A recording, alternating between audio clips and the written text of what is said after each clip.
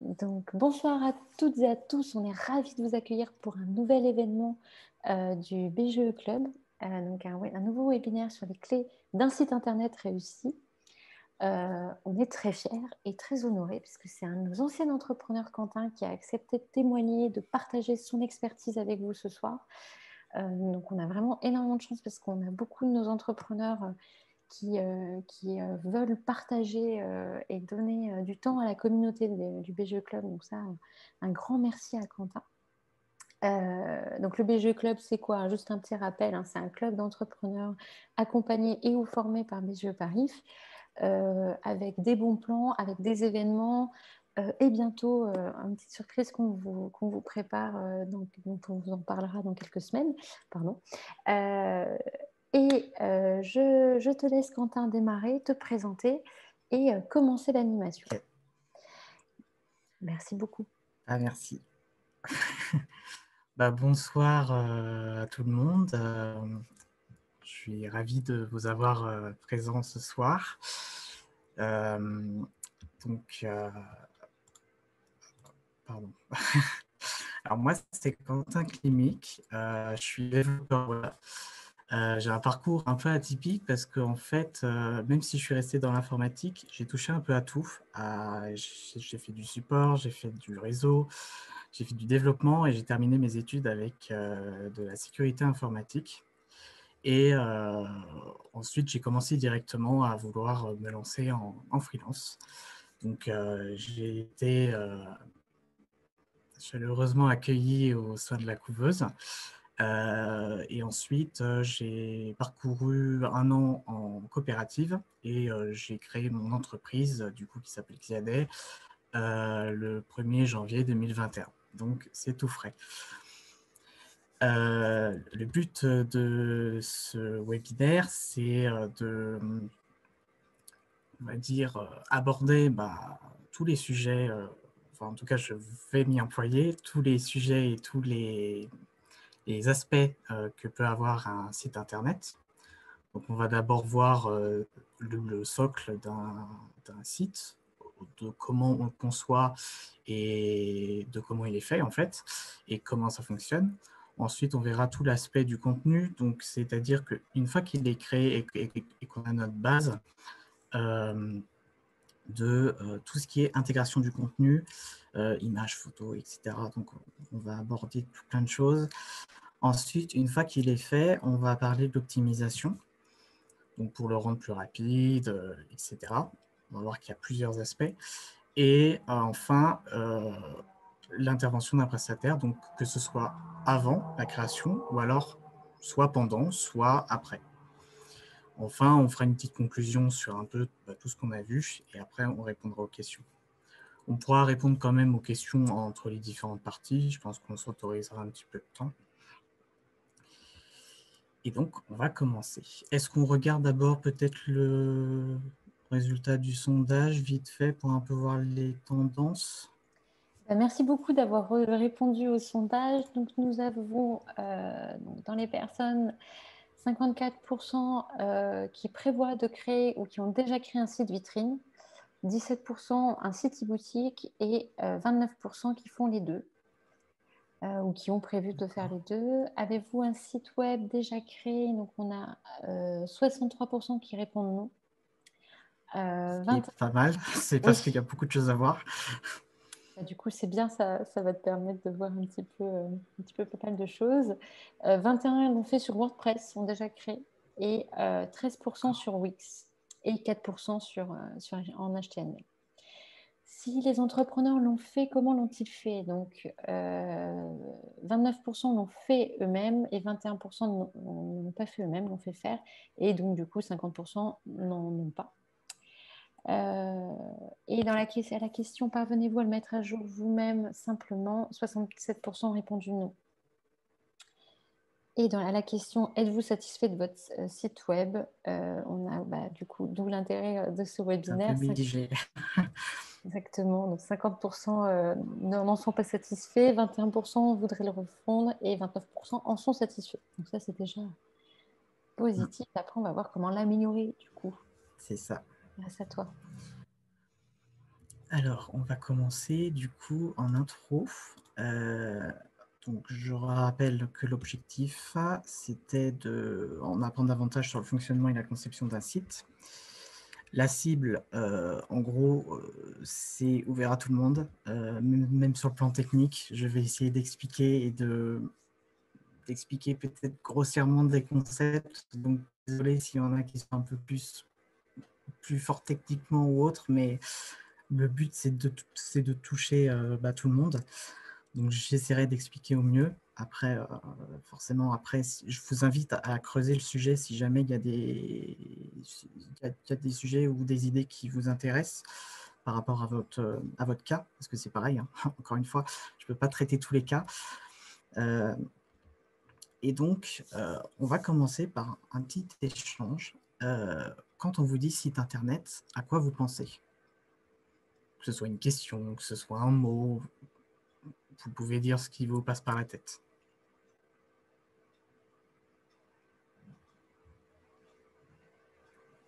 Alors pour le son, je suis désolé, ça doit être le ventilateur de l'ordinateur, donc j'espère que ça gêne pas trop.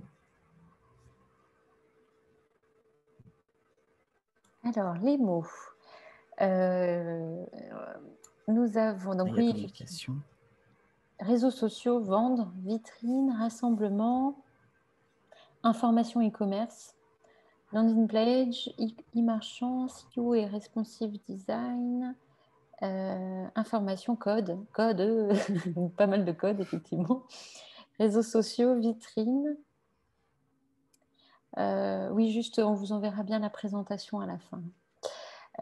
L'image de l'entreprise, communication, réseau, communiquer, vitrine, garder. Donc, il y a pas mal de choses qui reviennent. Susciter un intérêt, très intéressant. Transmettre des leads, référencement naturel, carte de visite, boutique en ligne, présenter son activité, de la visibilité, la carte de visite, convaincre et persuader, univers de marque, être plus visible pour capter des clients, SEO, HTML, appli, mobile, marketing digital. C'est bien.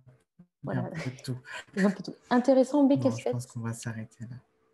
Ça Ouais. marche. C'est un gros sujet. C'est normal que ce soit casse-tête.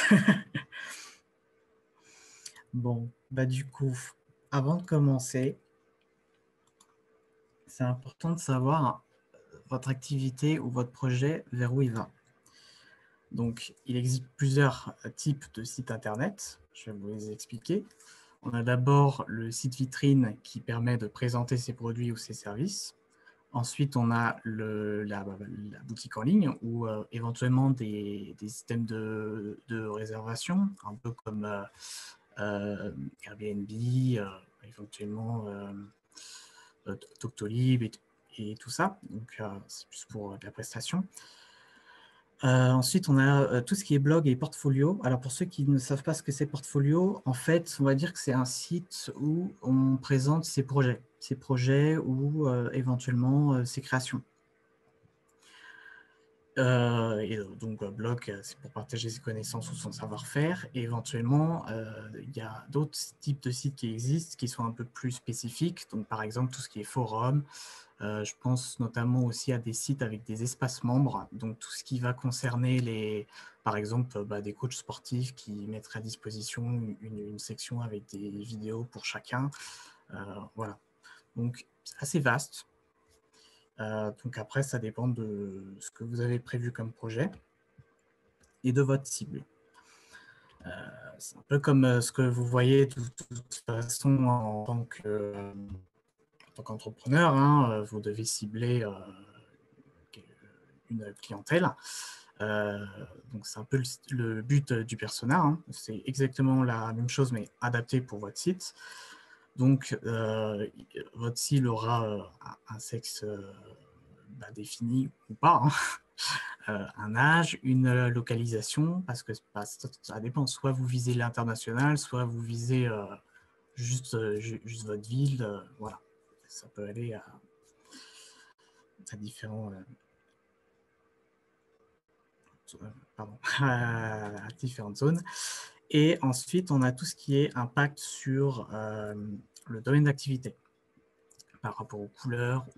Ah oui, j'ai oublié de dire par rapport au discours et au ton, parce qu'on ne s'adresse pas forcément de la même personne, de la même manière à une personne âgée qu'une personne jeune, etc. Et après, c'est en fonction du domaine d'activité, votre site, on en parlera un petit peu tout à l'heure, mais il peut y avoir une architecture différente selon le site, et pareil pour la couleur. Donc, en général, le luxe, ça va être un peu sobre, avec des couleurs un peu noires, voire peut-être dorées ou autres. Après, chacun a sa charte, hein. Et après, pour les domaines d'activité aussi, c'est pareil, dans le médical, ça peut être du bleu. Donc, voilà. Il y a des codes, on n'est pas obligé de les respecter, hein, mais en tout cas, il y a des codes qui se font. Et ensuite, qu'est-ce que votre site a besoin par la suite? Parce que c'est bien de prévoir. Un site internet qui ne doit pas rester statique ou l'abandonner. Ça, je vais le répéter plusieurs fois parce que en fait, ce qui se passe, c'est que souvent on dit ah bah moi je veux un blog. Mais le problème, c'est que le blog, on ne l'alimente pas. Et si on ne l'alimente pas, bah en fait, un simple visiteur ou quelqu'un qui ne vous a jamais connu, il va arriver sur votre site, et il va voir un article qui date de 2 ans, il va se dire bon, est-ce que ce site-là, il est vraiment pertinent pour moi? Ou est-ce que j'ai envie de continuer et de connaître un petit peu plus les services et tout ça? À voir. Il faut aussi du coup anticiper son projet. Si par exemple j'ai au départ un site vitrine mais j'ai l'ambition de potentiellement évoluer et de vendre mes produits ou mes services, hein, ça peut être pareil, il faut que je le prévoie. Parce que on verra plus tard, mais ce qui peut arriver, c'est qu'on prévoit un site qui, au final, va rester bloqué ou on va devoir le recréer à zéro pour pouvoir justement juste faire une boutique en ligne. Donc ça, c'est pas normal. Il faut le prévoir. Bon, je réduis juste un peu les fenêtres parce que j'en ai un peu trop à l'écran. Et donc, comment on met en place son site internet? Est-ce que je le fais par moi-même? Donc, c'est-à-dire, je prends tout mon temps pour le faire, le créer ou pouvoir l'optimiser après par la suite. Souvent, on fait appel quand même à Approche ou voilà, parce que soit pour des raisons de budget ou autre, parce qu'on n'a pas envie justement de contacter quelqu'un et tout ça, mais je mets quand même une petite note, c'est que j'ai déjà eu des clients qui sont revenus vers moi parce que justement ça s'était mal passé avec soit un prestataire, parce que ça peut arriver, hein, ou soit justement parce qu'ils avaient fait appel à un proche et pour X raisons, pour des raisons familiales ou parce qu'il y a eu des embrouilles ou autres, donc du coup on arrive à un moment où on est bloqué. Donc ça, c'est pareil, de faire très très bien attention à ça et de prévoir aussi en amont à qui on va l'adresser. Et ce qui est intéressant de voir, c'est ce que fait la concurrence. C'est bien de regarder un petit peu leur stratégie pour savoir comment eux vendent leurs produits ou leurs services. Donc, soit pour s'en inspirer, ou ce qui peut être aussi très très intéressant et à faire, c'est aller à contre-courant. Ça peut être intéressant si votre activité, enfin si vous, dans votre activité, vous considérez que les concurrents ne font pas comme ça devrait être, ou parce que vous avez un produit qui est unique ou qui n'est pas fait de la même manière, ça peut être intéressant aussi. Parce que je prends un exemple, quelqu'un qui vendrait des services par forfait, ça pourrait être intéressant ou par engagement, de proposer des services qui se feraient sans engagement ou qu'à des petits coûts. Ça peut être intéressant. Bon, après, il y a plusieurs manières, mais c'est pour vous donner quelques exemples. Et donc, du coup, déjà, en amont, en posant son projet et en sachant un petit peu vers où on va, ça permet de donner déjà quelques clés. Par la suite, on le verra, vers quelle solution choisir Et après, ça dépend aussi surtout de, on l'a dit, de votre budget, de votre temps, parce qu'il y en a qui n'ont pas forcément le temps de créer un site, donc il faut que ce soit très très rapide. Et après, c'est en fonction de si vous voulez le faire vous-même, parce qu'il y a de plus en plus de personnes qui ont envie de mettre la main à la pâte et de savoir comment ça fonctionne, avoir la main et le contrôle sur ce qui se passe. Donc, c'est très bien. On le verra tout à l'heure, mais ça reste quand même un très, très gros chantier.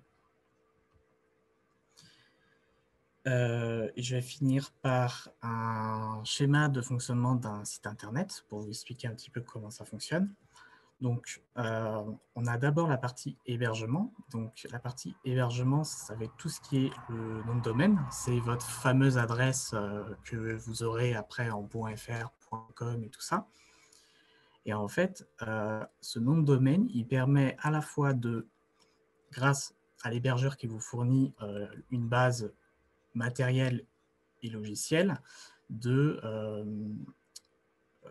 on va dire, vous allouer un espace de stockage et à la fois pour stocker tous les fichiers du site internet et à la fois pour tout ce qui est base de données. Donc, je pense à, si vous avez un blog ou autre, ça permet de stocker tous les textes de vos articles. Et enfin, le nom de domaine, il est relié à la messagerie électronique. En fait, ça vous permet de créer des adresses professionnelles, tout simplement. Alors, je vois qu'il y a pas mal de... Enfin, je vois que ça clignote un peu. Est-ce que Chloé, il y a des questions pour le moment ou pas? Est-ce que je fais une petite pause ou... Oui, je ne sais pas si vous me voyez. Oui. Alors, on avait la question du budget, parce que justement, Sandra nous disait qu'elle était en contact avec plusieurs prestataires. Et donc, est-ce qu'on abordera la question des fourchettes de budget à prévoir? Il me semble que Alors, oui. en fait, quand je vais parler des prestataires, ce serait bien de me le rappeler si jamais je l'oublie, parce que en fait, je ne vais pas le dire forcément. Je n'ai pas de fourchette à vous donner, parce que c'est propre à chacun.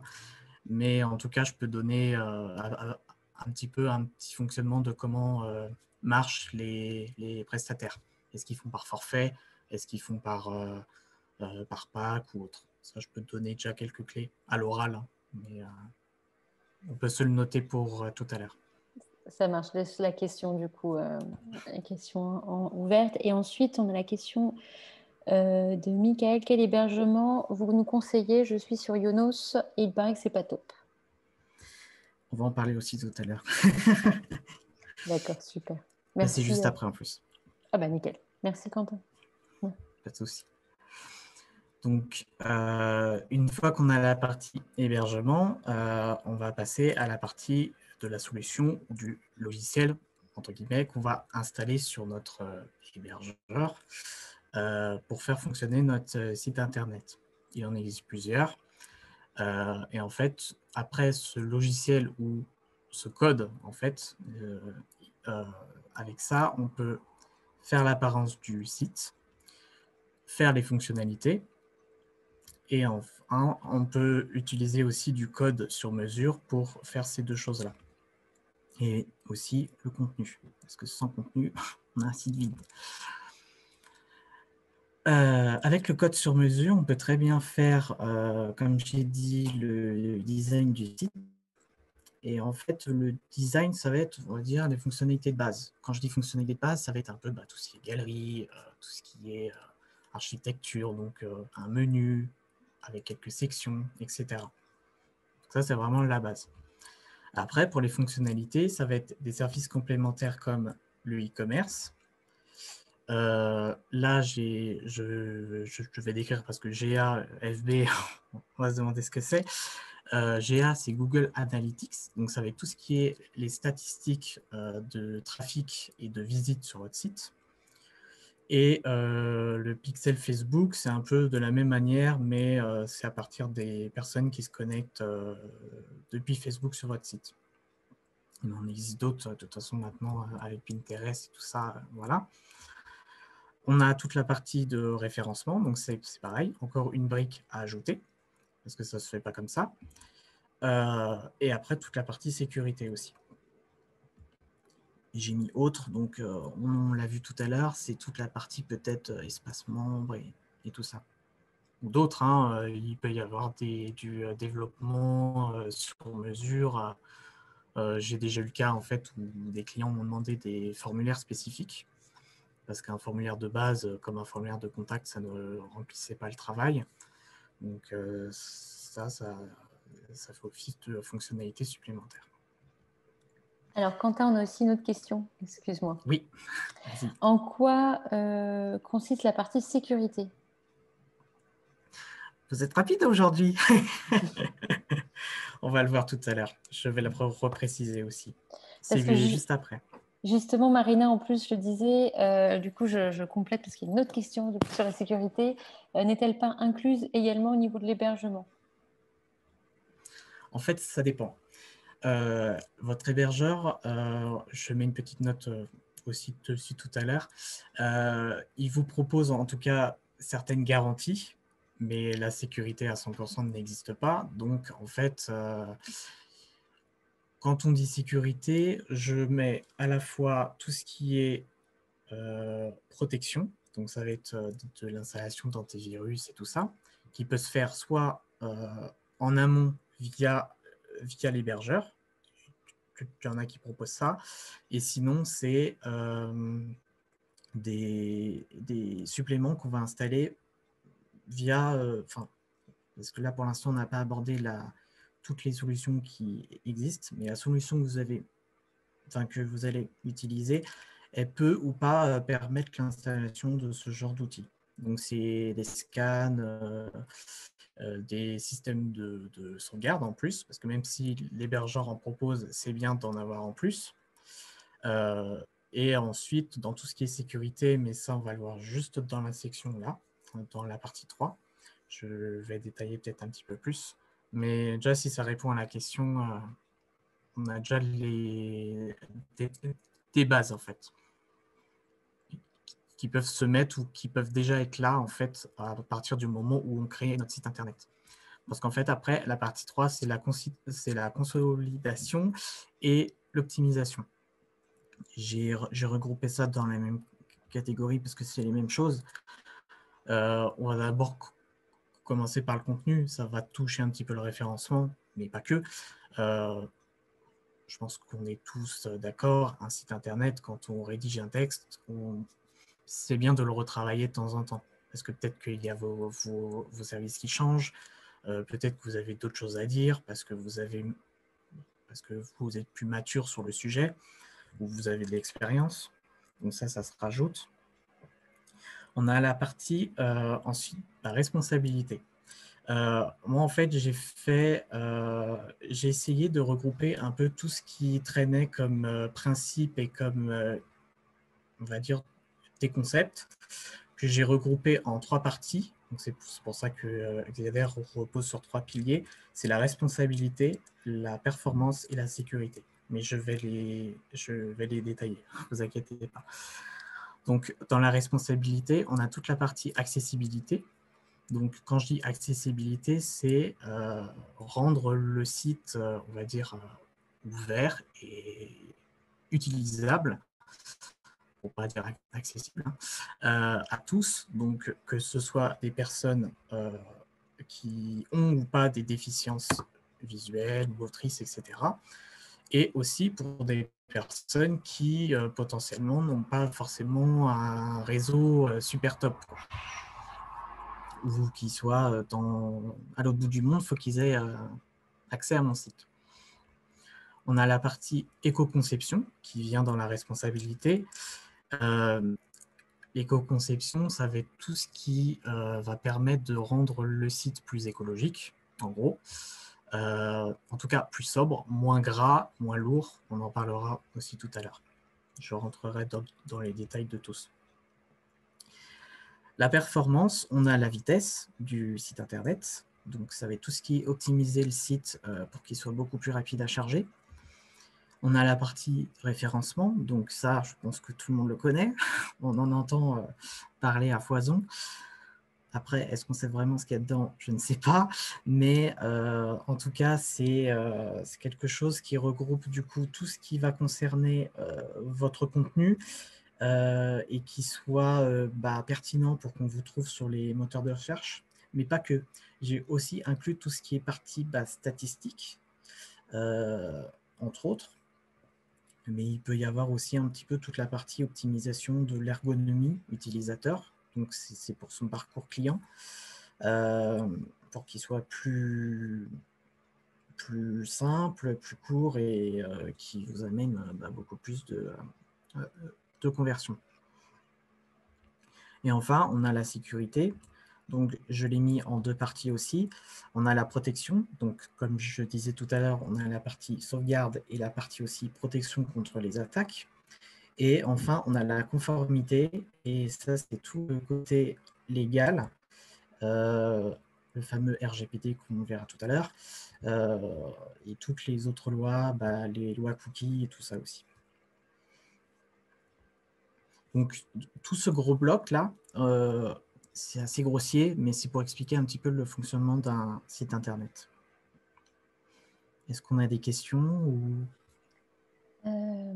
Alors, on avait une remarque de Marina qui parlait pour la police de caractère Luciole pour les déficients visuels.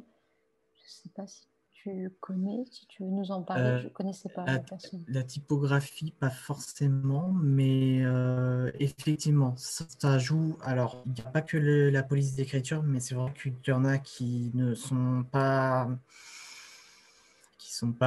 recommandées, parce que soit c'est trop pâteux, soit c'est trop gras. Il y a aussi des histoires de contraste. Par exemple, je sais que ma couleur bleue la plus claire, là, ça passe pas. Parce qu'après, en fait, on le verra tout à l'heure, mais il y a des normes et tout ça à voir. Je n'aurai pas le temps de creuser, mais je vais vous donner en tout cas quelques clés et quelques pistes si jamais vous voulez vous renseigner. Et que je me disais, après, en fait, c'est un cycle. Votre site internet, une fois qu'il est fait, il va bouger. Ou alors, il va être reconstruit. Je peux pas donner une durée de vie exacte, mais en général, un site, on peut peut-être mettre 3 à 4 ans pour le refaire. Quand je dis refaire, c'est vraiment de repartir à zéro. On peut très bien faire une amélioration entre-temps. Donc, en fait, quand on va le refaire ou si on change de solution, on va le voir tout à l'heure, il faut tout recommencer. Enfin, en partie. Parce qu'il y a des choses qu'on peut garder et d'autres non.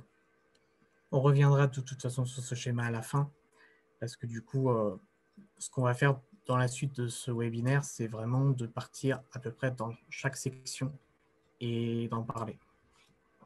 Donc, c'est pour ça que j'essaie de ne pas trop en dire, parce qu'on va tout voir. Super. Alors, il y avait des petites questions, mais pareil, Quentin, dis-nous si tu vas les traiter juste après pour pas pour les services tiers, Google Analytics et le pixel Facebook, est-ce que c'est facile via WordPress? Parce que apparemment, Michael a demandé à son graphiste qui ne connaissait pas ce service. Est-ce que tu peux répéter, pardon, parce que c'est un Est-ce que peu c'est facile grésillé.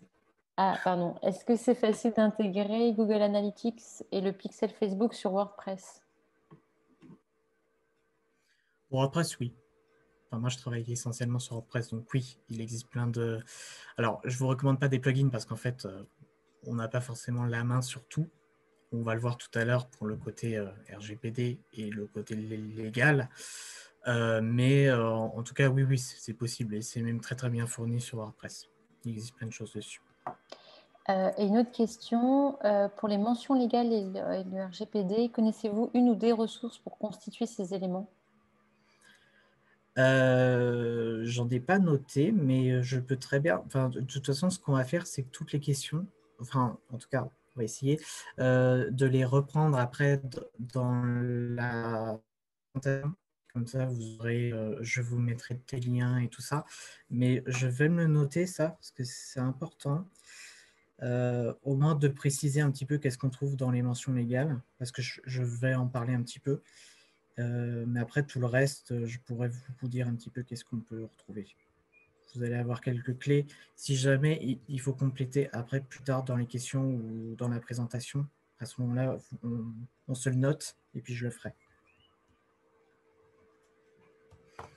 Super, Je merci pense qu'on peut Quentin. continuer. Oui. Alors du coup, pour reprendre, là, on est dans la partie hébergement. Hébergement et éventuellement solution, donc la partie 1 et 2. Il existe pas mal, voire beaucoup trop de solutions. Je vous en mets quelques-unes ici. Alors, j'ai coupé en deux, parce qu'en fait, ce qui se passe, c'est qu'il y a à la fois les hébergeurs et il y a des solutions qui peuvent être téléchargées gratuitement.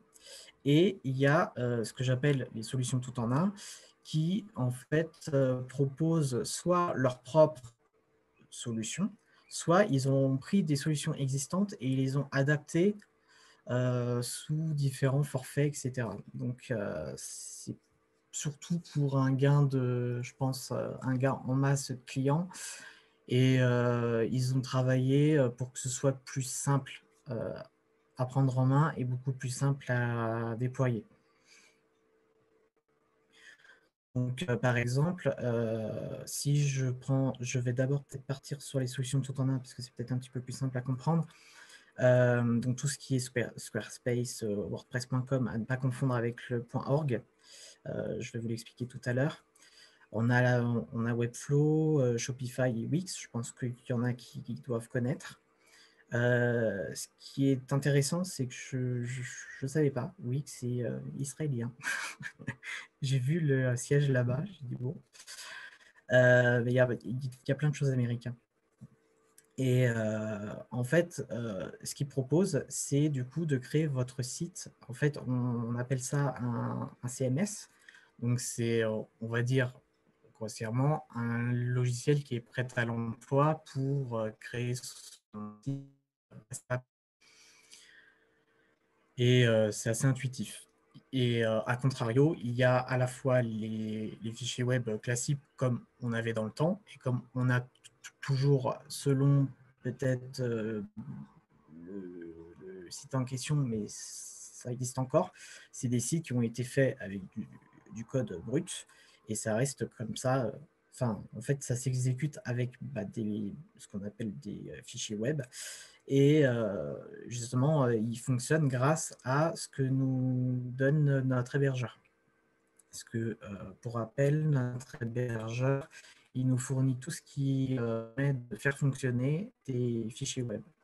Et en fait, ces CMS, c'est tout simplement juste des fichiers web qu'on vient télécharger et placer sur notre stockage alloué par notre hébergeur. Et le tout fait que ça fonctionne et qu'on a à l'affichage un site internet. Donc après, il faut le configurer, etc. Juste pour revenir sur la différence entre un CMS et un framework, parce qu'un framework, du coup, c'est un peu plus difficile à mettre en œuvre. On va dire que c'est potentiellement les développeurs qui s'en occupent. Mais du coup, en fait, c'est des outils qu'on a à disposition en tant que développeur. Donc, quand je dis outils, c'est des fichiers web, hein, simplement, ou autres. Mais c'est des fichiers qu'on va imbriquer entre eux pour après faire un socle et comme un petit peu un CMS, donc un tableau de bord avec des configurations pour créer les pages, etc. Alors Quentin, j'ai quelques Oui. questions sur justement, je pense que c'est peut-être pas forcément clair entre hébergeur et solution. Donc, on a une question en fonction de... Alors, avec les CMS, notre nom de domaine change-t-il? Alors en fait, un CMS, normalement, à la base, c'est des fichiers qui sont téléchargeables, donc c'est gratuit. Donc en fait, le nom de domaine, il est géré par l'hébergeur.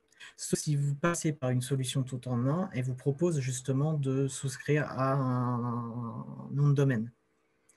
C'est un peu ça la particularité, c'est qu'un hébergeur, en fait, vous avez tout qui est un petit peu séparé.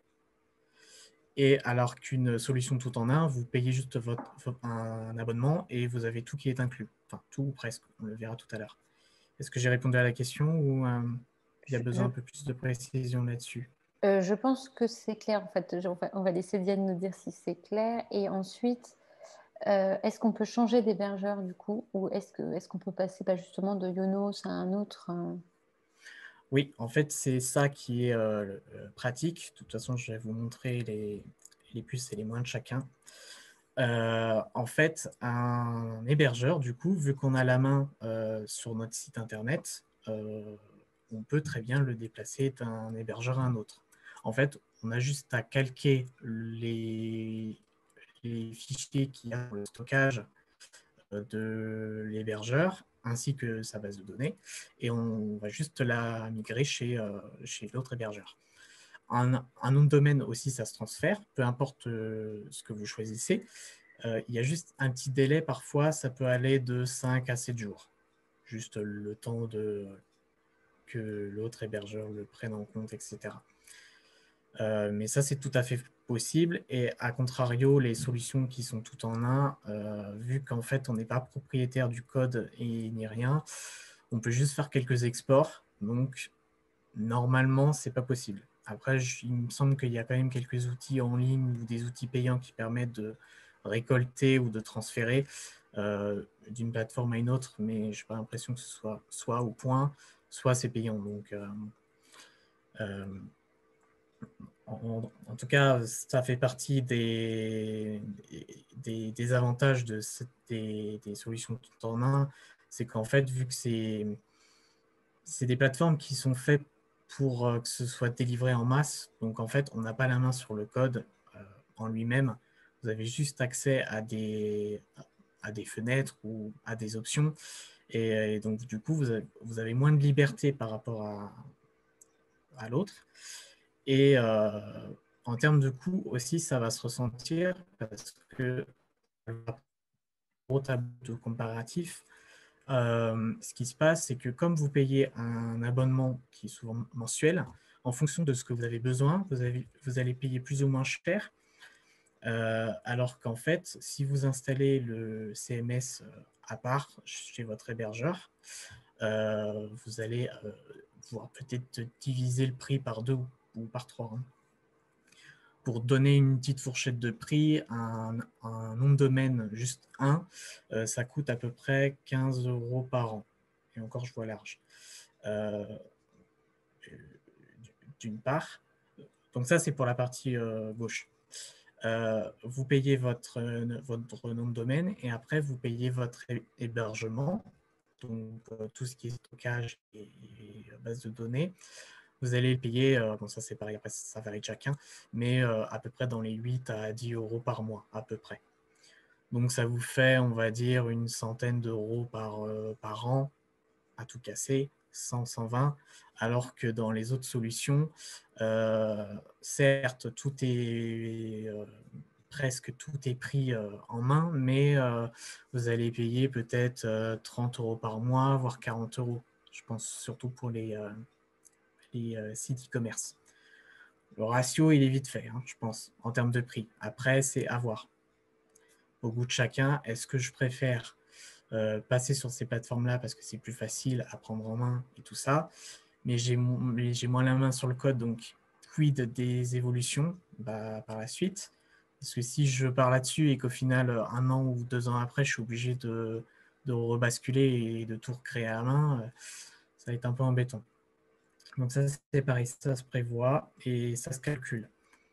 C'est pour ça que je le montre dans ce gros tableau de comparatif. De toute façon, vous l'aurez après, hein, ne vous inquiétez pas. On va aborder vite fait quelques points. J'ai classé en fait toutes ces solutions entre elles. Je les ai triées par pourcentage de part de marché. Vous aurez les sources en bas. C'est un site qui parcourt tout le web, en tout cas qui essaye. Il n'aura pas tout, mais il parcourt tout le web et il permet de classer sous différentes stats. Donc là, c'est toutes les parts de marché de tous les éditeurs ou de toutes les solutions. Il en existe plein d'autres, mais j'ai pris celles qui sont les plus populaires. Et on voit bien que WordPress, c'est un qui domine le marché. Pour information, l'année dernière, il était dans les 37 ou 38%, il me semble. Donc, il gagne de plus en plus de terrain. Par contre, ça ne veut pas dire qu'il faut se sauter dessus. Après, c'est en fonction du projet. En tout cas, ce que je peux dire, c'est que si je vous ai fait une petite liste de récap. Si vous voulez un site simple, vous pouvez aller sur du WordPress, ou du Joomla, vous avez du Wix, Drupal et du Webflow. Il faudra comparer effectivement toutes les offres pour voir un petit peu qu'est-ce qui vous arrange le plus. Après, c'est un équilibre à avoir en fait entre la maniabilité et le reste. Parce que comme on peut voir, il y a des frais de transaction dans la dernière colonne, qui peuvent se faire par exemple sur les e-commerce, c'est principalement sur les e-commerce d'ailleurs, en fonction de ce que vous avez utilisé comme solution. Alors, déjà qu'on paye un abonnement tous les mois, il faut aussi s'attendre à des frais de commission sur les paiements. Donc, à chaque fois que un de vos clients va acheter vos produits, il y a une petite part qui va partir dans soit l'outil qui va gérer la partie des paiements bancaires, parce qu'en fait, on passe par un prestataire ou par une solution qui va se charger de tout ce qui est du paiement et de la protection des paiements. Parce que se le faire soi-même, ça c'est très très compliqué, voire c'est même pas recommandé du tout, parce que ça demande des normes, etc. Donc c'est pas possible. C'est pour ça qu'on passe par des prestataires. Et là, c'est pareil, je vous ai mis quelques petits récaps. Alors, c'est à vérifier aussi parce que, en fait, là, j'ai pris, on va dire, les paiements qui sont faits dans l'Union européenne. Mais si vous avez un client qui est aux États-Unis, vous allez payer un peu plus de commission. Donc, ça, c'est pareil. Mais enfin, tout est listé sur leur site internet. De toute façon, vous tapez le nom, par exemple, PayPal, tarif, et vous allez avoir tous les taux appliqués. Juste petite remarque aussi, parce que ça concerne du coup tout ce qui est messagerie et nom de domaine. On voit que parfois, il y a des solutions qu'ils proposent et d'autres non. Donc, toutes les solutions tout en un, elles ne le proposent pas forcément, ou alors selon le type d'abonnement qu'on va choisir. Parce que parfois, ils proposent un forfait qui est pas cher à 4-5 euros. On se dit, ah cool, ouais, mais en fait, il n'y a pas le nom de domaine, c'est en supplément. Et c'est pareil pour la messagerie. Et tout ce qui est CMS, du coup, qui est téléchargeable gratuitement et à installer après sur son hébergeur, donc tout ce qui est en bleu foncé, ça, c'est normal que j'ai mis non inclus parce que c'est à part. Après, pour revenir, je crois qu'il y a une question là-dessus, un hébergeur, il va vous proposer un pack. En général, c'est un pack avec un nom de domaine gratuit la première année. Et ensuite, après, c'est les mails professionnels inclus. Et après, c'est toute la partie stockage. Donc voilà pour un peu le tour des solutions et tout ça. Quentin, on avait quelques questions. Alors du coup, comme tu le disais, donc est-ce qu'on peut Je peux revenir sur la slide. ouais, est-ce qu'on peut faire un Squarespace sur un hébergement OVH par exemple? Alors, en fait, non, parce que du coup, c'est une solution tout en un. Donc, il n'y a pas de notion d'hébergement, c'est eux qui s'en occupent. En fait, tout ce qui est en bleu clair, c'est des solutions qui n'ont pas besoin d'hébergement parce que c'est eux qui s'en occupent. C'est auto-hébergé, en fait. Super. Ensuite, que pensez-vous de l'hébergeur NextGen, société Xefi? Ça ne me dit rien de nom. Et je ne veux pas dire, mais si je ne connais pas, c'est que c'est pas bon. Je plaisante. Il faut comparer. Vous n'avez pas mis WooCommerce parce que c'est déjà avec WordPress? Alors oui, WooCommerce fait partie en fait c'est une brique qu'on vient rajouter à WordPress. Donc c'est pour ça que dans e-commerce, j'ai mis par extension gratuite. Est-ce qu'on voit ma souris ici? Oui, on voit bien, oui. Super. effectivement. Donc ça, c'est quelque chose qu'il faudra rajouter en plus. Je rappelle que WooCommerce est gratuit. En tout cas, si vous partez sur du wordpress.org, c'est-à-dire que vous téléchargez vous-même et que vous l'installez vous-même, si vous partez sur du .com, c'est par abonnement. Donc les tarifs, du coup, c'est à partir de 59 € par mois. Merci. Et en général, ce qu'il faut savoir, c'est que ce genre de plateforme, donc les solutions tout en un, hybridées, c'est que en termes de personnalisation et tout ça, et même de fonctionnalité, parfois il y en a qui offrent des petites boutiques. Donc c'est bien beau, mais bon, vous allez devoir rajouter en plus pour telle ou telle fonctionnalité. Je ne peux pas donner forcément d'exemple parce que moi je travaille essentiellement avec WordPress. Et pour avoir testé un peu Wix et tout ça, je me rends vite compte que, en plus moi, en tant que développeur, je me sens vite un peu bloqué. Et ensuite, dernière question, et je pense que c'est ça que, en fait, Diane nous avait posé la question, mais j'avais pas mis aussi l'exemple qu'elle avait donné, c'est avec les CMS, des fois le nom de domaine change, ça devient, je sais pas, entreprise des glaces, .shopify.com, mais ça c'est quand on prend la version gratuite, c'est ça? Oui et non. Ah, alors voilà. Je m'explique. Alors, pareil, tout ce qui est en bleu foncé, le nom de domaine ne va pas changer. Tout ce qui est en bleu clair, donc tout ce qui est solution tout en un, par abonnement, il y en a, je ne peux pas vous dire les noms, mais il y en a, c'est des solutions qui vont vous imposer un nom de domaine, soit tant que vous n'avez pas payé d'abonnement. Donc, s'ils proposent un forfait gratuit, je crois que c'est le cas sur Wix. Par exemple, vous aurez votre nom de société .wix.com ou quelque chose comme ça.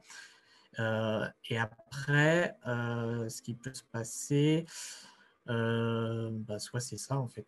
Je crois que c'est que ça, c'est que dans ces cas-là. Donc si vous ne payez pas le forfait adéquat ou si vous ne payez pas le nom de domaine en plus, oui, vous allez avoir un nom de domaine temporaire qui va avoir ce nom-là. Donc c'est sûr que niveau professionnalisme, on peut faire mieux. Bien, merci Quentin. Je pense que c'est bon niveau questions. Si vous en avez des nouvelles, n'hésitez pas. Dans Q&R. Si c'est dans le même sujet à propos de ça, après c'est vrai qu'il y a peut-être pas mal de questions là-dessus, donc à la limite on peut se les garder pour la fin. Super. Après c'est juste des petits conseils, astuces par rapport à cette partie-là justement. Donc d'abord c'est de réfléchir à son nom de domaine, donc on va essayer de faciliter son écriture. Quand je dis la lisibilité et la prononciation, c'est surtout quand on partage à quelqu'un. Si vous vous appelez entreprise le nom de la ville et je rajoute toute chose, ça va être très très compliqué. Les noms exotiques comme les miens, Xiadex, etc., moi j'ai pas d'a priori dessus. À force, ça commence à rentrer. Donc si vous avez un nom un peu exotique ou qui sort de l'ordinaire, moi je suis pas contre. En même temps, je peux pas être contre. Mais en fait, on a tendance à dire pour leur référencement et tout ça, c'est pas bien. De ce que j'ai pu voir, en tout cas, avant, c'était très très important d'avoir un nom de domaine qui correspond à son activité, etc. Maintenant, c'est beaucoup plus ouvert. Et puis, j'ai envie de dire, maintenant, avec tout ce qu'on fait sur le référencement et tout ce qu'on fait sur les réseaux, etc., j'ai envie de dire, Apple ne s'est pas fait connaître comme ça. Donc, bon, vous pouvez avoir un nom un peu particulier. Juste quand je dis, enfin, ce qu'il faudrait faire, c'est éviter un peu, oui, comme je l'ai dit, tous les noms à rallonge. Alors, si possible, soit vous collez votre nom sans mettre des tirets, soit vous en mettez, mais peut-être pas plus d'un, voire pas plus de max, parce qu'après, ça fait trop. Et si, par exemple, vous avez, ce que ça peut être le cas, si c'est une profession libérale ou autre, ou que vous avez votre prénom et votre nom de famille, Moi, c'est pareil, j'ai pas d'a priori. Soit vous mettez votre prénom, votre nom, ou vous collez tout. Ça revient au même, hein, j'ai envie de dire. Il n'y a pas... Après, c'est sûr qu'à la lisibilité, ça peut être compliqué s'il y a des liaisons ou des choses comme ça, donc à réfléchir. Et après, c'est des conseils pour tout ce qui est réservation des noms de domaine. Donc, on a du .fr, .com, .eu, il en existe plein. Il y a des .shop, des .paris. Ça, pareil, je ne recommande pas forcément parce que, sauf si vous avez de l'argent, mais de prendre les principaux, donc les .fr, les .com, .eu éventuellement, .us, peut-être BE si vous êtes de la Belgique ou autre, mais arrêtez-vous à 2-3 aux principaux. Parce que après, ce qui peut se passer, c'est qu'il y a pas mal d'entreprises qui achètent en fait des noms de domaine qui sont disponibles et qui les revendent après à des prix exorbitants. C'est un peu leur business. Et en fait, vous allez vous retrouver avec votre nom d'entreprise qui va être libre, par exemple, en .eu, mais vous avez besoin du .fr et du .com. Et donc là, c'est un peu embêtant parce que soit vous êtes obligé de changer de nom, ce qui est un peu embêtant, surtout quand on a enregistré sa marque avant, soit vous pouvez prendre un autre nom, enfin, c'est un peu compliqué, mais c'est pour ça que je mets en garde parce que ce qui peut arriver aussi, c'est que quelqu'un peut prendre votre .fr si vous ne l'avez pas réservé, hein, et mettre tout et n'importe quoi. Donc, on peut très bien ça peut être un concurrent comme quelque chose qui n'a rien à voir et vous porter préjudice. Donc, c'est bien d'y penser aussi. Après, c'est pareil, tous les noms de domaine n'ont pas forcément le même prix. C'est vrai qu'en général, c'est dans les 15 € par an, mais tous les domaines un peu .shop, etc., que je ne recommande pas de prendre parce que ça ne sert pas à grand-chose, sauf si c'est dans des mots un petit peu précis. Après, ça peut aller jusqu'à des 40 € par an ou des choses comme ça. Donc, ça peut être un beau budget aussi à prendre en compte. Et donc, après, c'est tout ce qui concerne l'hébergement. Donc, comme je dis, il faut les comparer. Vous en choisissez 2 ou 3, alors que ce soit pour les hébergements ou pour les solutions. Hein. Si c'est Wix, etc., vous en prenez 2 ou 3 max. Après, vous allez vous perdre. Jacques, c'est qu'une partie que j'ai donnée parce qu'il en existe encore plein d'autres. Il y a des indépendants, etc. Donc, j'ai pris vraiment les plus connus. Regardez les détails des offres parce que en fait, ce qui se passe, c'est que souvent, il y a des frais cachés. Comme on l'a vu pour des fonctionnalités ou autres, vous allez devoir payer. Ou alors, on vous offre le domaine la première année ou on vous offre peut-être 1 ou 2 mois gratuits si vous prenez un abonnement d'1 an, mais après, ça sera au prix fort. Enfin, voilà, il y a plein de choses à prendre en compte. Ensuite, ça c'est important, parce que je ne le dirai pas forcément après, c'est quand vous allez faire appel à un prestataire, si vous avez un prestataire qui s'occupe de la maintenance et tout ça, il faut absolument garder sa souveraineté, c'est-à-dire que votre nom de domaine, vous devez l'acheter vous-même. Parce que j'ai eu beaucoup de cas où il y a des entreprises qui ont acheté leur nom de domaine, enfin, ou qui l'ont fait acheter par un prestataire. Et qu'est-ce qui se passe quand le prestataire il met la clé sous la porte, ou alors qu'il part, ou alors que vous êtes en froid avec lui, c'est pas le bon plan du tout. Et moi je le fais, je donne la possibilité, c'est même pas je donne la possibilité, je oblige le client à l'acheter lui-même. Comme ça, au moins, il est maître de son nom de domaine. Moi, après, je lui demande les accès, forcément, mais au moins, il a la main dessus. S'il y a un problème un jour, c'est à lui. Et aussi, en termes de coût aussi, c'est à sa charge. Et comme ça fait peut-être aussi un peu moins de frais de maintenance. Enfin, il y a des choses comme ça, après, qu'il faut voir avec le prestataire en question. Parce qu'on a tous un fonctionnement différent. Qu'est-ce que je mets d'autre? La dernière remarque que je peux faire, un jour, on m'a dit j'ai pas besoin de site internet, je suis sur les réseaux sociaux. Alors, ça m'a un peu fait rire parce que je me suis dit, qu'est-ce qui se passe si la clientèle en question, ou en tout cas les prospects, n'ont pas ce réseau social en particulier. Par exemple, je suis sur Facebook, mais si les personnes avec qui je souhaite communiquer n'ont pas Facebook ou autre, on est mal. Et ensuite, on est d'accord que sur les réseaux sociaux, c'est pas un site. C'est moins complet, on peut faire moins de choses, à part du texte et des photos, voire quelques liens et des vidéos, ça mène pas loin. On peut faire des boutiques maintenant, mais le problème, c'est que il me semble que les boutiques, elles sont reliées à votre site. Donc, en gros, tant que vous n'avez pas de site, c'est un peu compliqué. Et en fait, moi, j'interprète les réseaux sociaux comme un complément qui permet de faire ce que je pourrais appeler du rebond de trafic, c'est-à-dire qu'une personne sur les réseaux sociaux va être amenée à aller sur votre site pour X raisons, pour voir un article ou autre. Inversement, sur votre site internet, vous pouvez mettre vos dernières publications, etc. sur les réseaux, ou des visuels, etc., ou vos liens vers les réseaux sociaux. Donc, c'est pareil, ça fait effet rebond comme ça. Et il faut plus voir les réseaux sociaux comme un complément plutôt que quelque chose on va dire, une base, un socle, voilà. Parce qu'on a tendance un peu à trop se reposer là-dessus. Donc voilà pour les conseils et astuces, en tout cas sur la partie hébergement. Est-ce qu'il y a des questions? Tant que j'y suis. L'hébergement, passe à la suite. oui, l'hébergement AWS, est-ce que c'est bien? J'ai une cliente dessus, je n'ai pas trop d'a priori. Pour moi, il est un peu low cost, je trouve, à mon sens. Je pense qu'il est un peu plus performant, mais après, ça dépend le cas, en fait. S'il n'y a pas...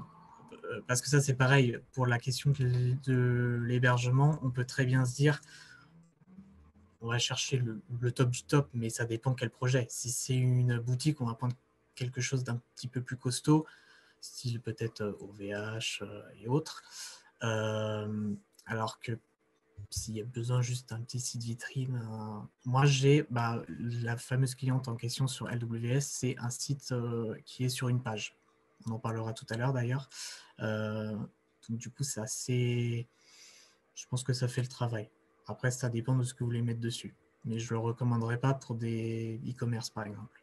Je partirais sur quelque chose d'un petit peu plus stable, par exemple du OVH. Ils n'ont pas un super support OVH, mais en soi, on n'a pas forcément besoin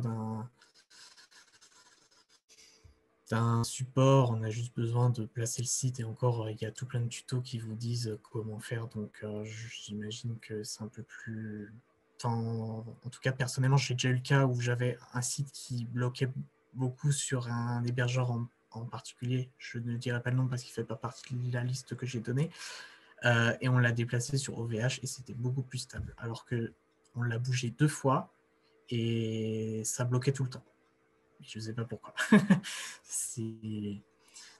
Après, la question des hébergements, c'est vraiment au cas par cas. C'est pour ça que, en termes de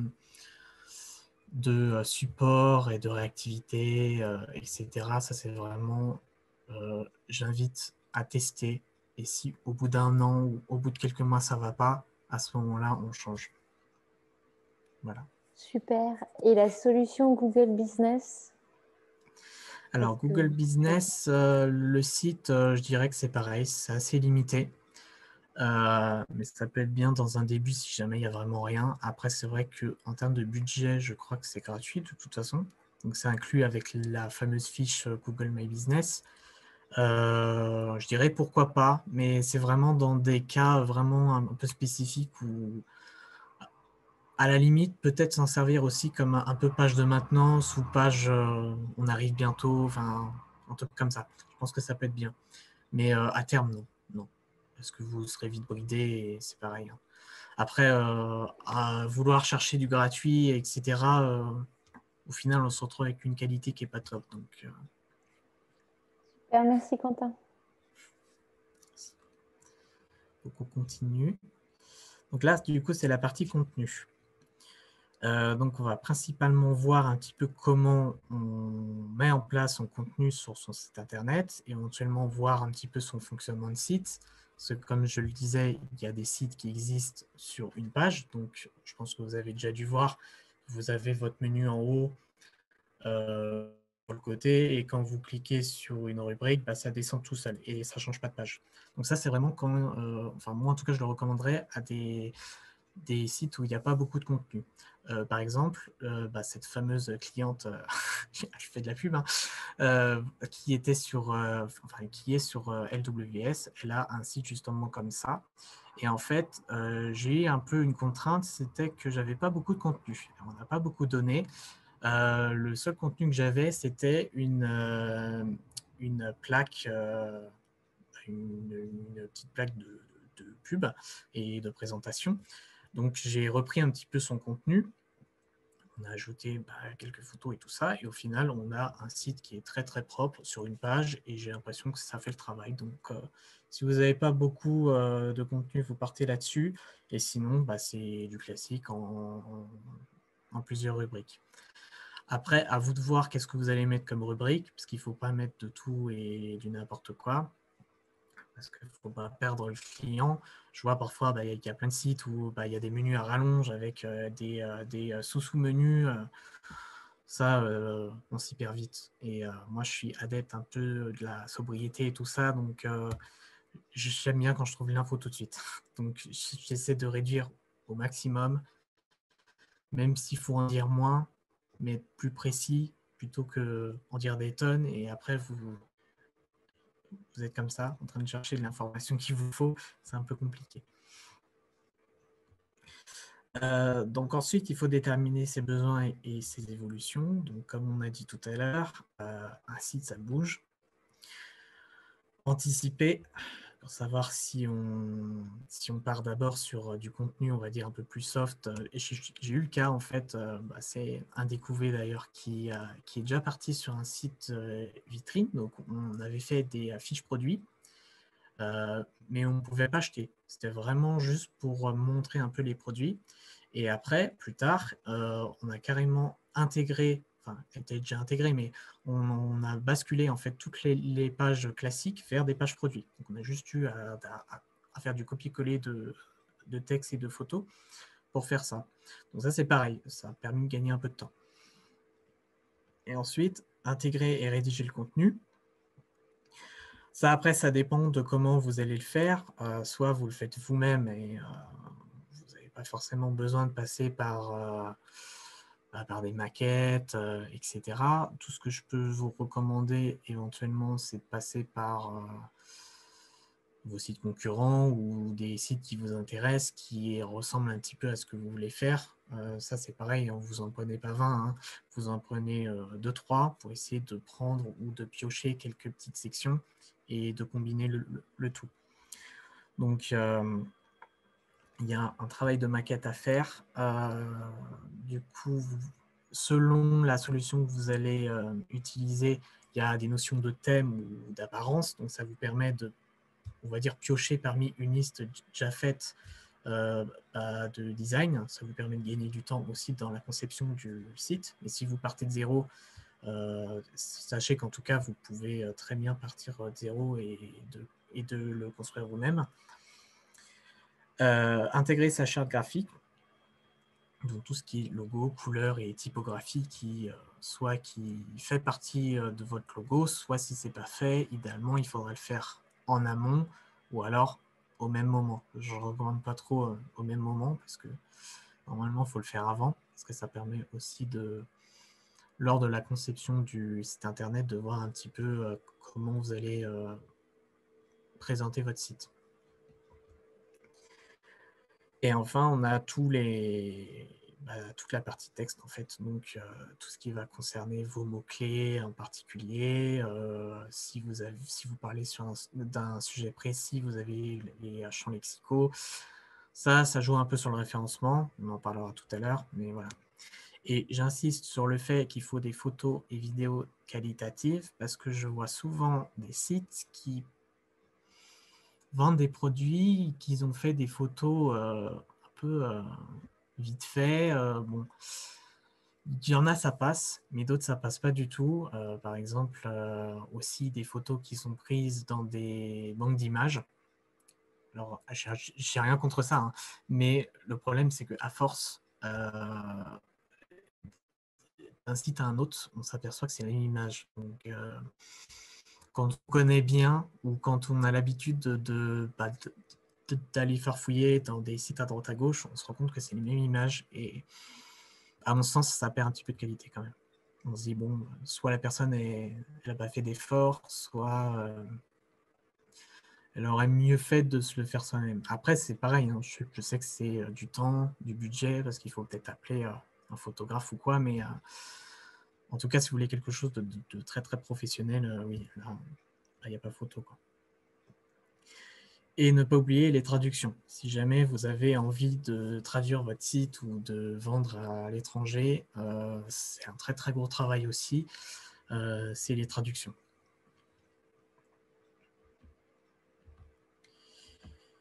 Donc les conseils et astuces pour cette partie-là.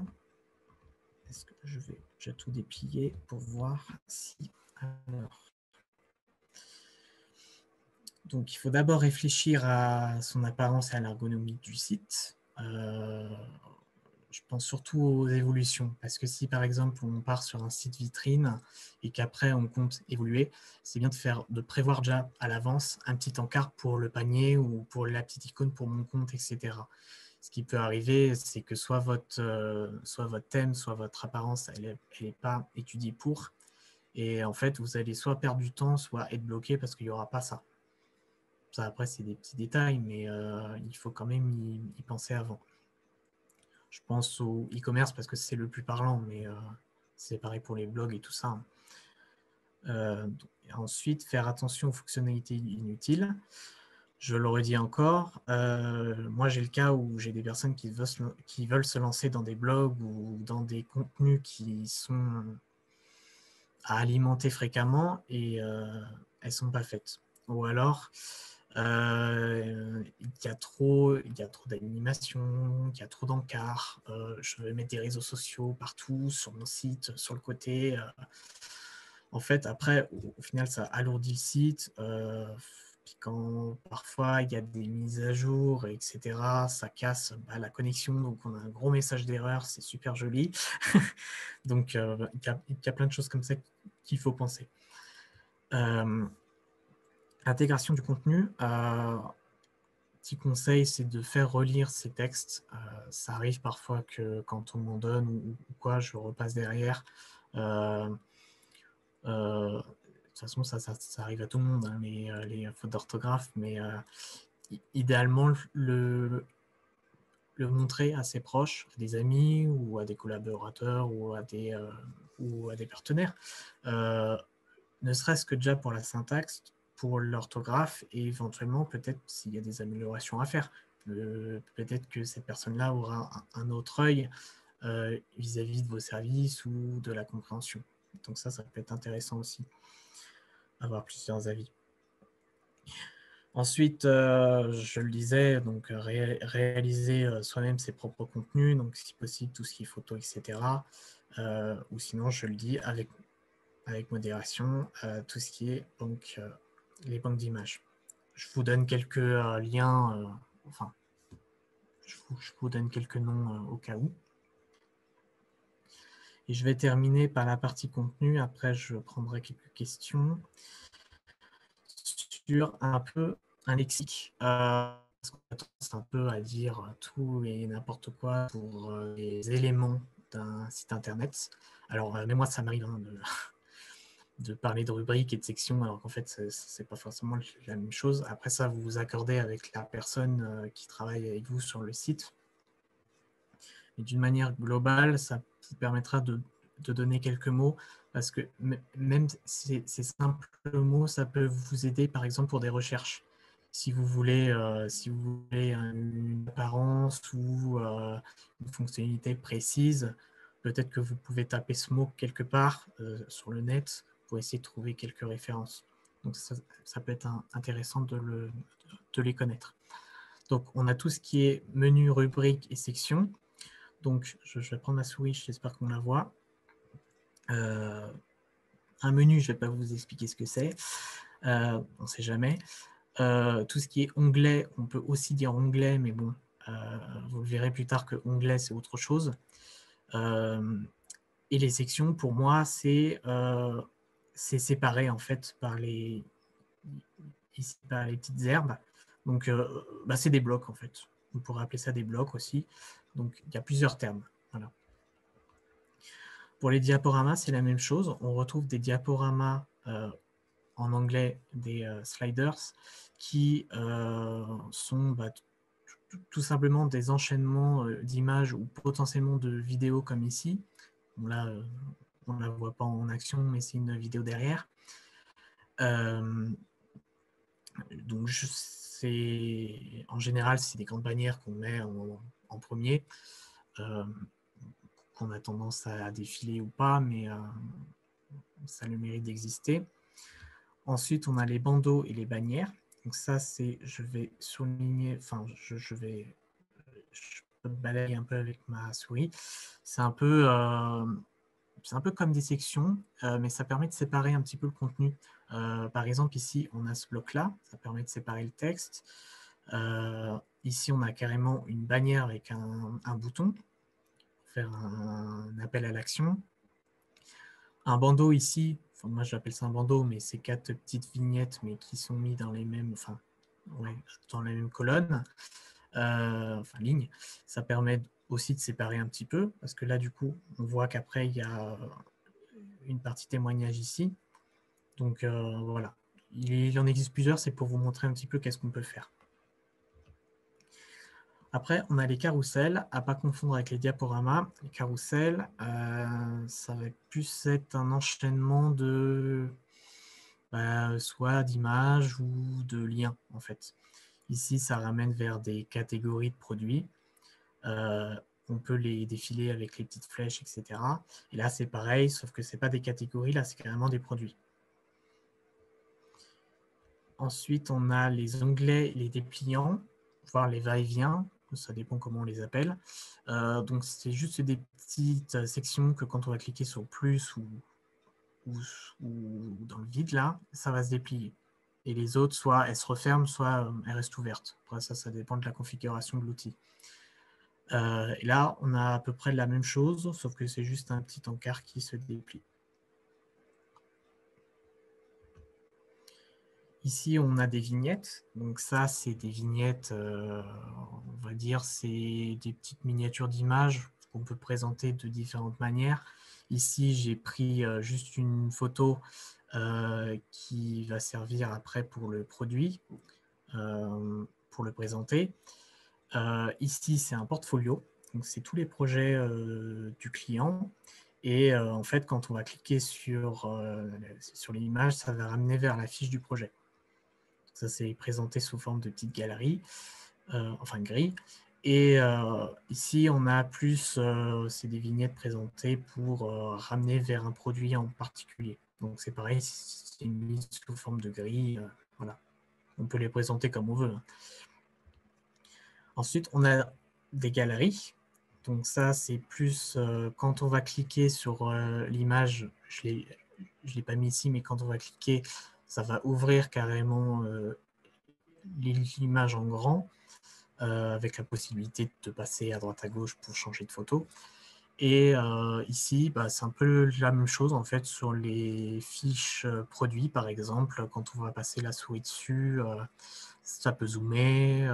Si on clique ici sur une autre photo, ça va la changer ici en grand. Donc voilà, il y a plusieurs manières de présenter après ça. Voilà, est-ce qu'il y a des questions sur la partie contenu? Je pense que vu le temps qui nous reste, Quentin, je te Ouais. propose de continuer et puis on prendra les questions pour ceux qui peuvent rester un petit peu plus longtemps. Merci. Je regarde le temps. Ouais, on est un peu... Ok, je vais essayer d'accélérer un petit peu. De toute façon, je vais redire un petit peu ce qu'on a dit tout à l'heure. Je vais tout montrer plus vite. On a la partie en fait, on reprend un peu tous mes piliers. Je vais vous les décrire un petit peu. On a du coup la responsabilité, comme je l'ai dit, ça va concerner tout ce qui est éco-conception et donc du coup ça renforce vos valeurs éthiques par rapport à l'environnement, par rapport aux personnes et tout ce qui est accessibilité pour étendre votre clientèle. Ce qu'il faut savoir, c'est que la plupart des sites internet, je ne peux pas vous donner le pourcentage exact, mais en tout cas plus de la moitié, ça c'est sûr, ne sont pas accessibles du tout. Donc s'il y a des personnes qui sont malvoyantes ou qui utilisent des logiciels ou des lecteurs pour lire votre site, ça ne fonctionnera pas ou très mal. Donc ça écarte pas mal de monde parce qu'on a tendance en plus à de plus en plus avoir des problèmes visuels ou autres. Donc c'est important à prendre en compte. Ensuite, on a toute la partie performance, donc vitesse pour convertir un client plus rapidement, parce qu'on a tendance à dire qu'un client, au bout de 3 secondes, il part. Moi, personnellement, je reste un petit peu plus parfois, en fonction de ce que je veux voir. Pour le référencement, donc c'est plus pour augmenter la visibilité. Et je rajoute à ça, avec la visibilité, tout ce qui concerne les statistiques. Donc moi, j'inclus ça dedans parce que ça permet justement de voir un petit peu qu'est-ce qui se passe sur notre site internet, quelle partie est plus fréquentée qu'une autre, etc. Donc ça ajoute dedans. La sécurité, je le redis, c'est pour la conformité par rapport à nos lois et réglementations. Et tout ce qui est protection, donc c'est pour renforcer justement la protection et contre les tentatives de piratage de notre site internet. Ça peut rendre notre marque beaucoup plus confiante que d'autres qui ne disent rien et au bout d'un moment on se rend compte qu'ils ont été piratés, un peu comme Zoom au début. Ils se sont fait un petit peu tacler dessus. Enfin voilà, après il y a plein d'entreprises comme ça qui ne disent rien et après coup on se rend compte qu'il s'est passé ça et voilà. Donc là, c'est des petits conseils à droite à gauche aussi pour chaque catégorie. Je vais essayer d'accélérer un petit peu pour qu'on puisse passer à la partie des prestataires qui est assez importante quand même. Donc là, on a l'utilisation d'un hébergeur vert, c'est-à-dire qu'il y a des hébergeurs qui sont spécialisés ou un petit peu plus parce qu'ils ont des certifications de ISO. Donc c'est dans l'utilisation d'énergie renouvelable, entre autres, et d'autres. Proposer un site sobre, voire low-tech. Quand j'appelle low-tech, c'est vraiment ne pas utiliser forcément toutes les dernières technologies qui existent et vraiment aller droit au but. Comme je l'ai dit tout à l'heure, avoir si possible moins d'encarts Facebook, YouTube, etc. sur son site internet parce que mine de rien, ça fait des appels un peu partout alors qu'on n'a pas forcément besoin. Autant mettre juste une petite image qui ramène vers YouTube, quitte à nous faire sortir de notre site, mais au moins notre site, on va dire qu'il va moins polluer, en gros. Donc là, pareil, intégrer des alternatives au contenu gras, donc c'est ce que je disais. Optimiser son contenu, donc en général, ce qui est le plus lourd, c'est les images et les vidéos. Donc, il y a des sites qui existent pour les optimiser. Je vous montrerai tout à l'heure. Et si vous voulez tester votre site internet dans son ensemble, on va dire sur ses émissions de gaz et tout ça, vous avez quelques sites que je vous mets en dessous. EcoIndex, le principal parce que c'est français. Et donc, ça vous donne un peu à la manière d'un Nutri-Score votre consommation de votre site internet. Et ça vous donne aussi quelques clés ou quelques pistes d'amélioration. Donc ça, c'est plutôt cool. À terme, peut-être que ça devient une norme, mais en tout cas, pour l'instant, ça ne l'est pas. Mais c'est intéressant de la prendre en compte. Donc tout ce qui est accessibilité, je vais en parler brièvement aussi. En gros, c'est se renseigner sur les normes. Donc ça s'appelle WCAG RGAA. Et éventuellement, on a un référentiel qui s'appelle OPQuast, qui est français, qui donne plein de conseils et astuces, éventuellement pour l'accessibilité. mais pas que. En fait, OPQuest, c'est vraiment la qualité d'un site internet. Donc, vous allez retrouver tout plein de trucs et astuces pour votre site. Et tout ce qui est normes WCAG et RGA, on en a parlé en tout début, c'est, on va dire, la conformité par rapport aux problèmes de contraste et tout ce qu'il y a à mettre dans le code pour que quand une personne lit votre site avec un logiciel, que ça marche correctement et que tout soit bien reconnu correctement. Par exemple, un menu comme un menu plutôt que juste du texte, voilà. Et pour qu'il puisse naviguer plus facilement. Ensuite, on a... je crois que c'est tout. Ah oui, ne pas utiliser d'outils sur couche. Je pense à des extensions, à des plugins, etc., qui vous promettent mondes et merveilles sur l'accessibilité. Parce qu'en fait, ce qu'ils font, c'est juste rajouter une surcouche qui peut déjà ralentir votre site et qui apparemment ne fonctionne pas forcément très bien. Donc, autant partir de zéro, ça sera peut-être mieux. Pareil, en fonction de votre solution, parce que vous n'aurez peut-être pas la main sur tout. Je pense par exemple aux solutions tout en un, vous n'avez pas la main sur le code. Donc voilà, avec des limitations forcément. La suite, la vitesse. Donc ça, c'est plutôt important aussi. On a la réduction des photos et des vidéos. Essayer de les optimiser. Alors, je n'ai pas donné l'outil là. Je pourrais leur redonner de toute façon. Je me le note vite fait. Il y a un site qui s'appelle I Love Image. Et ça permet de compresser ces photos, les rogner, etc. en ligne. Vous avez juste à mettre la photo en ligne et vous mettez quand même quelques paramétrages en termes de taille et tout ça pour qu'il vous la compresse et qu'il vous la remette. Parce que vous n'avez pas forcément besoin de mettre votre image en super haute qualité. Pour du web, il faut la compresser parce que sinon votre site il met super longtemps à charger et c'est le problème le plus fréquent en fait. C'est que les photos sont trop grosses. Après, il y a plusieurs systèmes qui existent. On a des systèmes de cache qui vont vous permettre de précharger plusieurs pages de votre site internet pour qu'elles soient délivrées plus rapidement. Ça permet un gain de temps, surtout si c'est les mêmes pages qui sont demandées à chaque fois. Et enfin, on a les CDN, donc c'est des réseaux de diffusion de contenu, c'est-à-dire que c'est des solutions ou des prestataires qui vous permet de relier votre site dessus.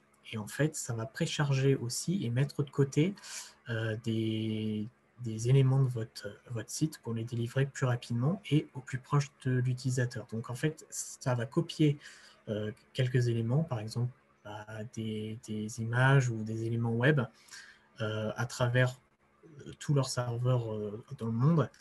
Et du coup, une personne qui est à Londres, ça va plutôt que de demander votre site directement à Paris, par exemple, ça va demander quelques éléments à Londres directement via le serveur le plus proche. Ah oui, donc là je vous le donne quand même. Donc I Love Image, vous avez quelques sites aussi pour tester la vitesse et la performance de votre site. Donc vous avez PageSpeed Insight qui est fait par Google et GTmetrix qui utilise des outils de Google pour pouvoir le faire. Ensuite, la performance. Je dis trop vite. Donc, en termes de référencement, je vais vous donner quelques bases parce que je pense qu'il y a assez de ressources là-dessus, puis je ne vais pas trop m'éterniser. C'est un peu moins important pour moi. Faire attention quand on rédige son contenu. Je ne sais pas si vous avez déjà vu, mais c'est comme quand on rédige sur Word ou sur un éditeur de texte, on a plusieurs niveaux de titres, H1, H2, etc. Dans le web, ça va de H1 jusqu'à H6. Et le but, c'est de structurer comme ça. On commence par le H1, après on met du paragraphe, etc. Et dès qu'on a d'autres titres, on passe comme ça, H2, H3, etc. en ligne. Enfin, c'est en cascade, mais du coup, après, rien ne vous empêche de faire un paragraphe, de faire un titre 2, un paragraphe dedans, et de revenir après à H2. Ça, il n'y a pas de problème. Tant que la structure, elle est respectée. Il faut nommer ses photos. Le plus souvent, quand je vois qu'il y a des personnes des clients qui mettent leurs photos sur leur site, ils ne renomment pas la photo. Et ça peut être un problème dans le référencement. Donc moi, je recommande de mettre votre nom de marque, par exemple, ou votre nom de société, tiret. Alors, ne pas mettre d'accent, idéalement, et de mettre tout attaché ou avec des tirets. Et donc, du coup, après, vous mettez ce que représente l'image, en fait. Ça va servir à la fois pour le référencement et à la fois pour l'accessibilité. Pour les personnes qui vont lire votre photo avec leur logiciel, vous aurez du coup le nom de l'image associé. Après, il y a des choses qu'on rajoute avec du code. Donc, on a le titre, on a le alt. Le alt, c'est pour quand la photo ne se charge pas, vous aurez le texte de la photo.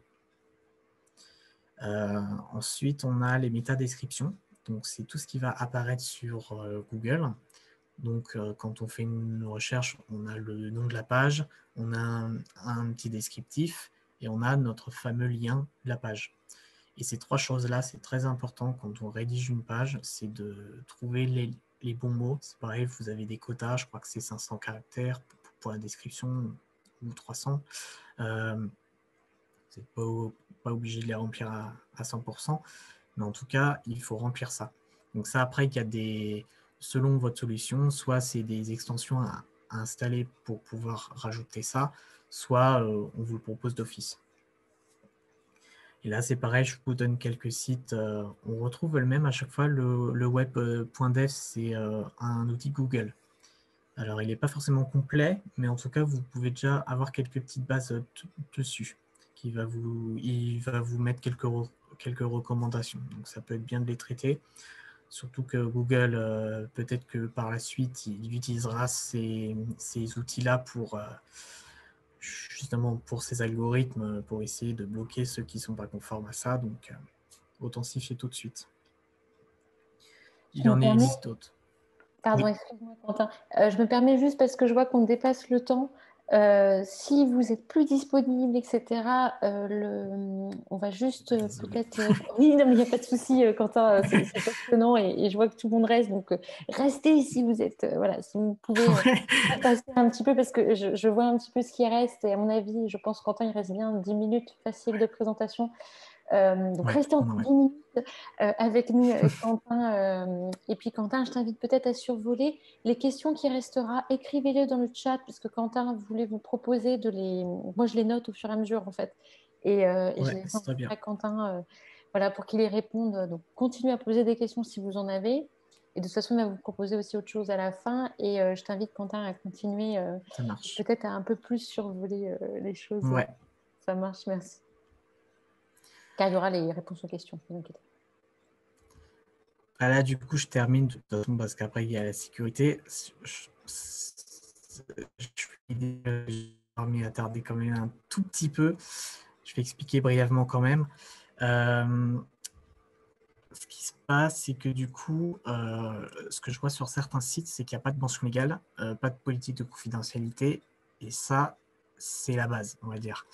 Au moins les mentions légales.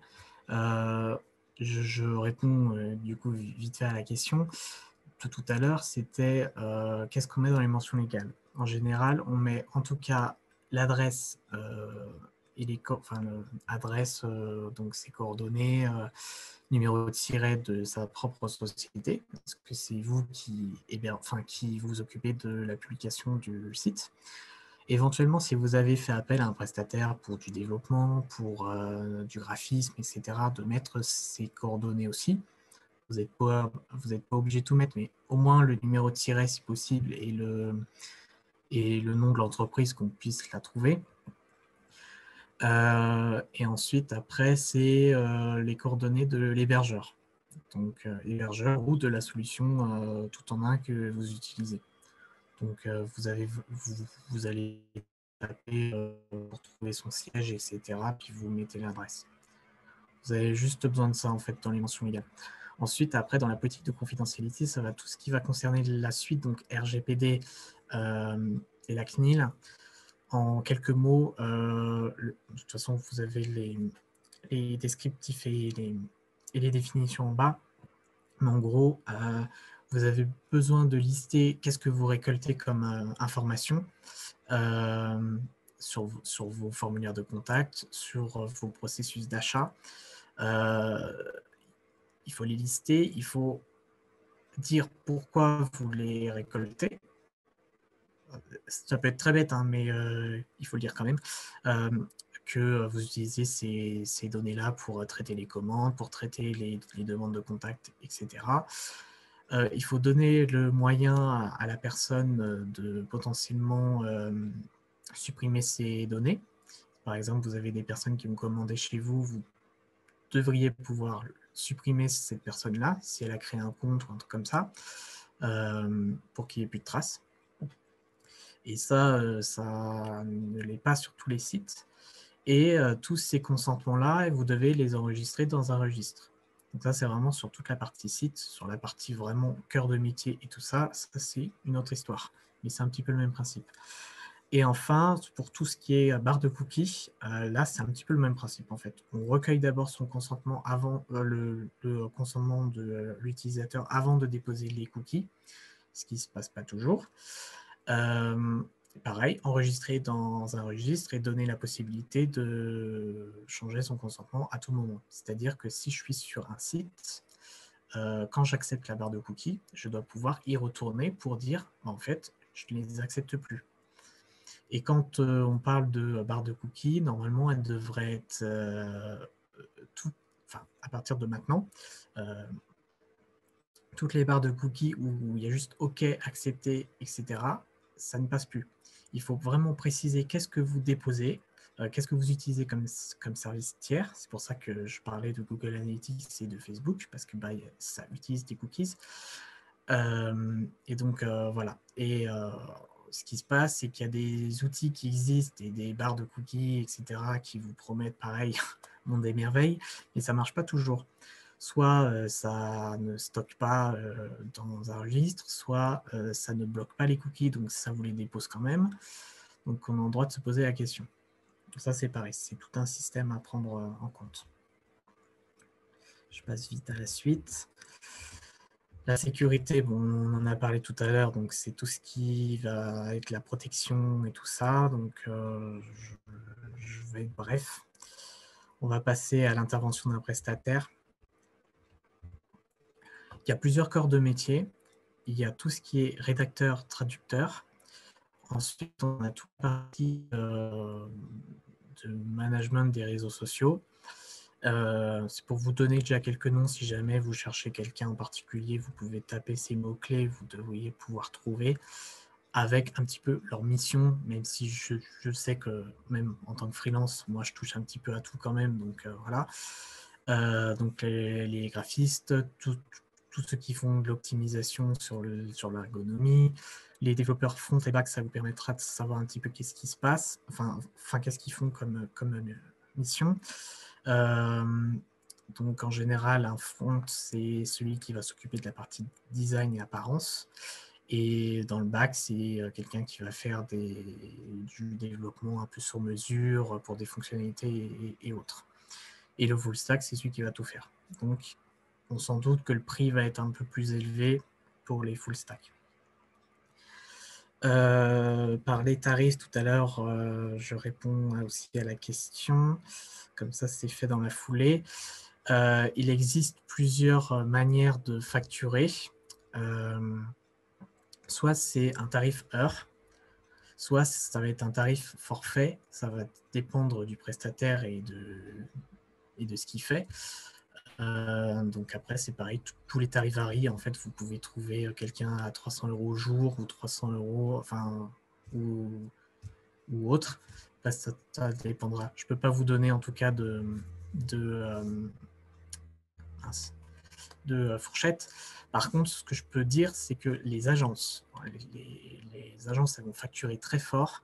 Ça peut, pour un site internet, ça peut aller de 10 000 à 30 000 €, si ce n'est pas plus, parce qu'ils ont une équipe derrière et ils ont des graphistes, quelqu'un qui va s'occuper du référencement, des réseaux sociaux, etc.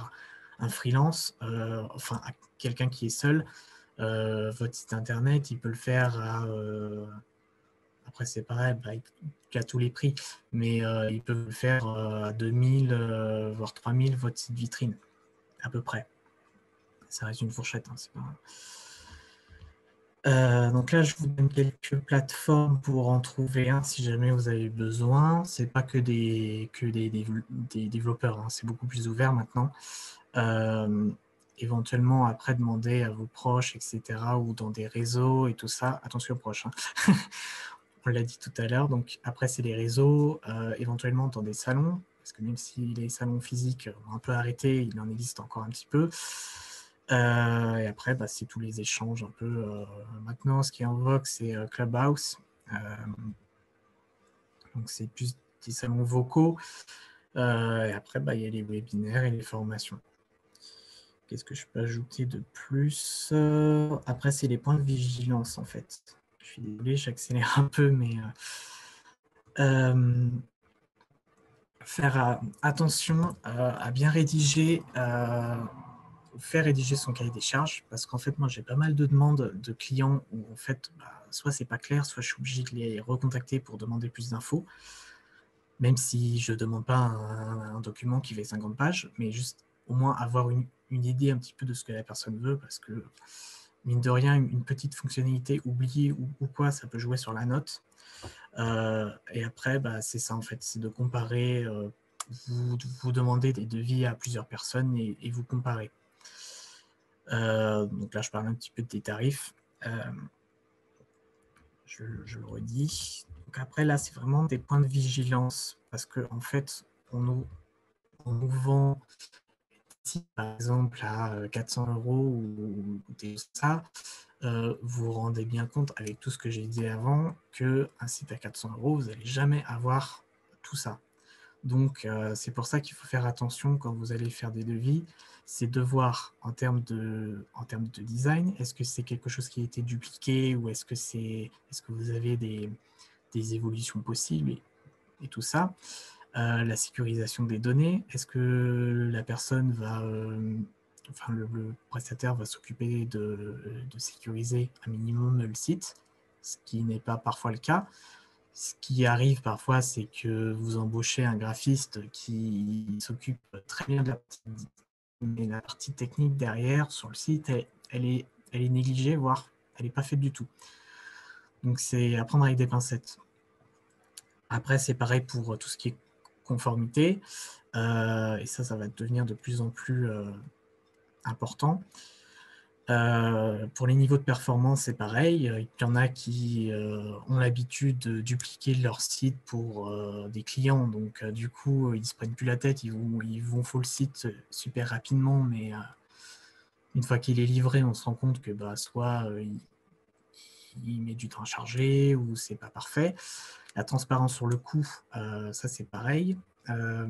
Comme je vous ai expliqué en tout début pour la partie hébergement, il faut se renseigner sur tout ce qui est maintenance.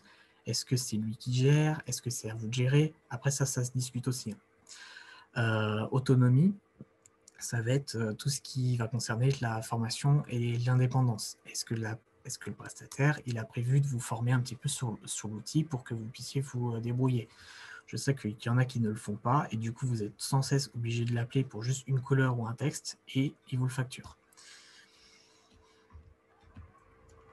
Donc là, je vous donne quelques alternatives et aides parce qu'il y a des aides qui existent pour notamment le chèque numérique pour faire appel à un prestataire en fait et après vous envoyez la facture et tout ça. Vous pouvez prétendre en tout cas à des aides financières par rapport au Covid et tout ça. Je vous en donne quelques liens. Et pour finir, du coup, je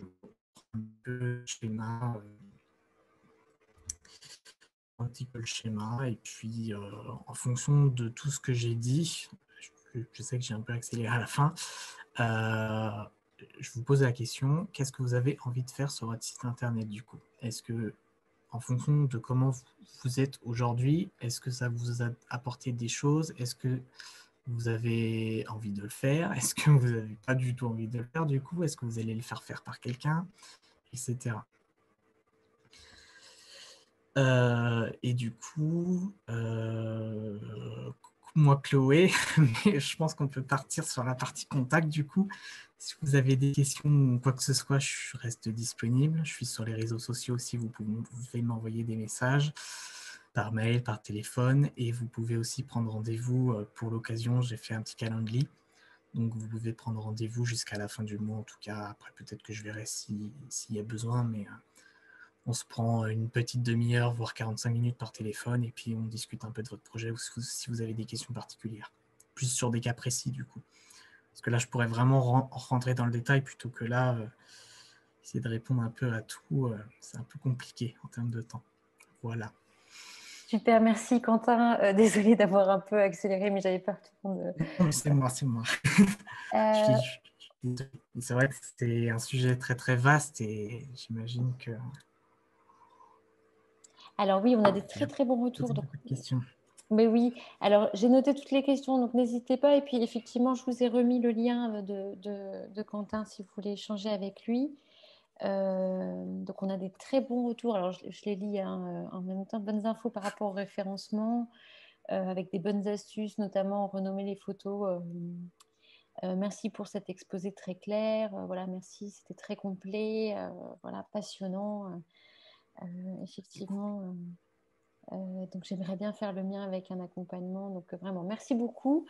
Ce que je vous propose, donc effectivement, Quentin va répondre aux dernières questions. On vous les enverra par mail. Il y aura également un replay qui sera disponible en ligne de ce webinaire. Donc merci beaucoup.